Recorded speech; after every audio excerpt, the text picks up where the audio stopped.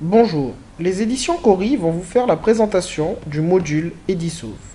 Edisauve est un module qui permet d'organiser les sauvegardes des différentes bases de données se trouvant dans Microsoft SQL.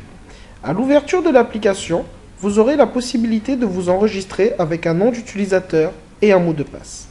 L'application étant multi-société, vous aurez la possibilité de sélectionner une ou plusieurs bases de données.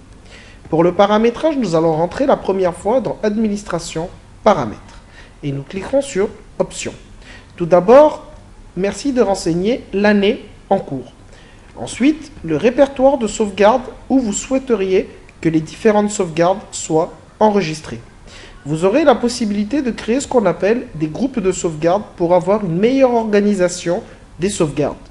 Deux types de sauvegardes sont disponibles. La première est la sauvegarde complète qui fait en fait une sauvegarde complète à chaque fois que l'on lance la sauvegarde.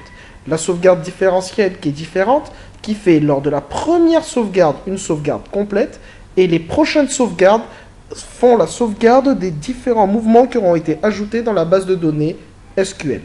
Vous aurez la possibilité de paramétrer un mail de réception, c'est-à-dire l'email de la personne qui recevra l'information comme quoi la sauvegarde aura été bel et bien effectuée.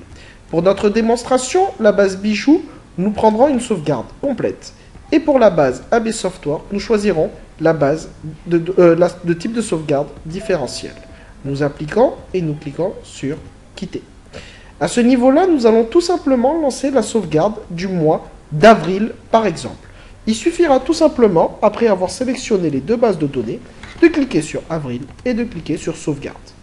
Voulez-vous sauvegarder la base de données Bijou avec les paramètres 2016, avril, sur le bureau, type complet, le 20-04-2016 à 11h48. Nous sommes bien le 20-04-2016, il est bien 11h48. Nous cliquons sur Oui. À ce niveau-là, le logiciel va tout simplement rentrer dans la base de données SQL pour vous faire la sauvegarde. Nous cliquons sur OK, il envoie un deuxième message. Voulez-vous faire la sauvegarde de la base de données ABSoft, mais simplement cette fois, vous avez le type de sauvegarde différentiel. Nous cliquons sur Oui et nous patientons.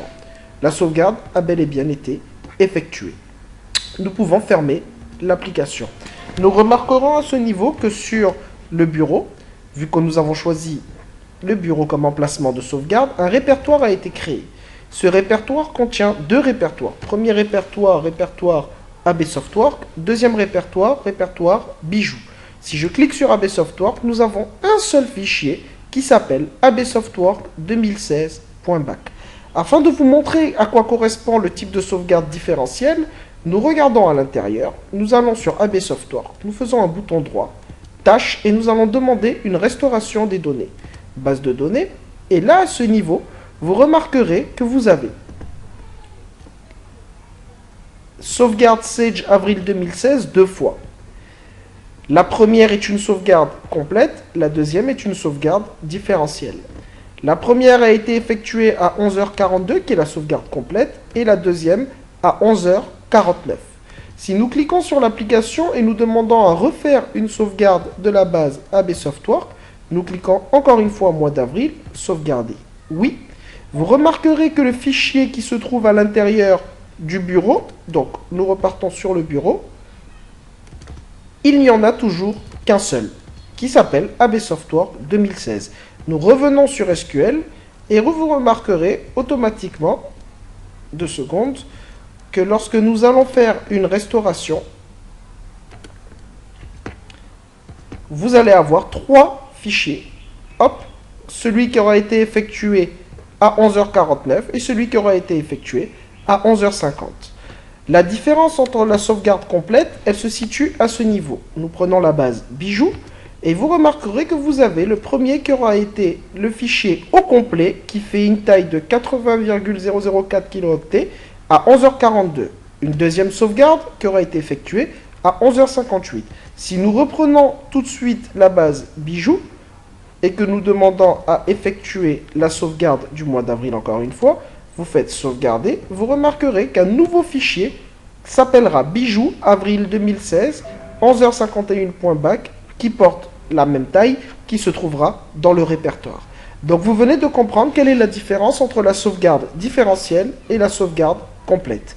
Il faut bien remarquer que dans cette application, nous voulons donner par exemple la main aux différents utilisateurs de SagePay par exemple, de pouvoir faire une sauvegarde de manière autonome sans avoir besoin de faire appel à l'informaticien. Cela évite à l'utilisateur par exemple de la paye d'avoir à rentrer sur le serveur, d'avoir à ouvrir SQL, d'avoir à cliquer sur tâche, sauvegarder, sélectionner le répertoire de sauvegarde et lancer une sauvegarde manuelle. Cela veut donc dire que nous pouvons donner la main aux différents utilisateurs des outils Sage à devenir autonomes sur les questions de sauvegarde qui est la survie d'une société. Les éditions vous remercient de vous avoir suivi la présentation. Merci.